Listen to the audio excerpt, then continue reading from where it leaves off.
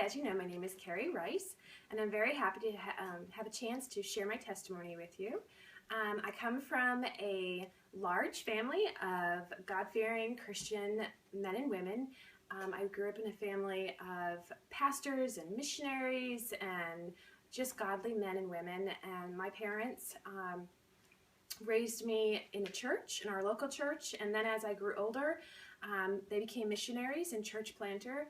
And so I've always been around the church and the Bible faith and hearing about God's Word. So at the age of 6, my mother led me to the Lord, and it was November 27, 85, and I don't exactly remember the date, but I remember the date because my mother wrote it down for me and put it in my Bible so I could have a chance to remember it, to look back and say, this is the day that I knew that I needed Christ. So a year later, when I was 7, I was baptized in our local church, and at that moment I didn't really understand exactly what I did. I didn't gravitate the hugeness of it, and I knew that Christ died for me and that I needed him to go to heaven. I knew that he rose again and that there was no way that my sinly self could get to heaven without him. But I didn't understand all that went with that.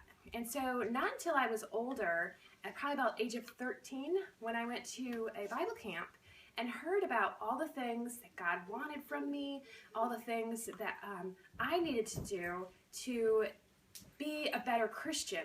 Not just to be saved, but to be a Christian. And so at that time, I rededicated my life to Christ. And I really focused on trying to find out what God wanted me to do. Not just wanted me to be saved, but wanted me to do for him.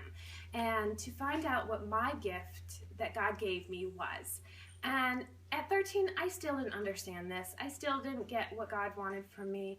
I knew that he wanted something, but I didn't quite get it. So then, as the years go by, I'm still a good Christian.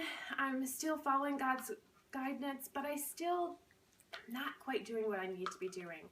So then, around the age of 19, I was talking to my cousin, and I didn't have anything else going on in my life at that moment. I was just working and living day to day from that. And so he suggested I come to Practical Bible College. And I decided, you know what? Why not? I'm going to go. So I went. I went to Bible College, and I went to mostly learn about sign language because that really was a passion of mine at that moment. So I really didn't care about the Bible side of it. I already knew all that stuff. I've been in Bible forever. So I didn't need to know that stuff. But being there, I found out that I really did not know as much as I thought I did. And it gave me a chance to really look at myself and say, you know, you're a Christian, yeah? But you're just acting like a Christian. You're not living like a Christian. So I had a chance to really look at myself and look and see which way and what I needed to do differently. And so I really got a passion for children at that time. I've always really loved children and working with them, but at that time I realized I really wanted to do something with kids. So I was planning on using my sign language to teach children. As time goes by, though, life changes. I ended up meeting my husband, and we got married in 2000. At that time I decided I wanted to be a police officer. So I was going all set to go into the academy when I found out I was pregnant with my daughter. And so life changes, life switches. You have to roll with the punches, like they say. So I decided not to be a police officer at that time because I didn't think that was appropriate for me to have a young child and to be raising her. So I decided to stay home. And so life gets off track and you put other things first. And so at that time I became a mom, and that's where my life leaded.